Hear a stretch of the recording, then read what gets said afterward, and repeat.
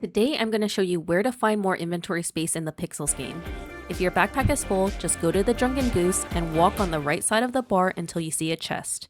You can move up to 12 items from your backpack to this inventory. For each slot, you should be able to put 999 pieces of each item you have. No one else can see, take, or move your items. Here I am moving my game tickets into the chest. If you need even more space, there is a second chest on the same street located in the post office. When you exit the Drunken Goose, walk east, which is right, until you see the post office.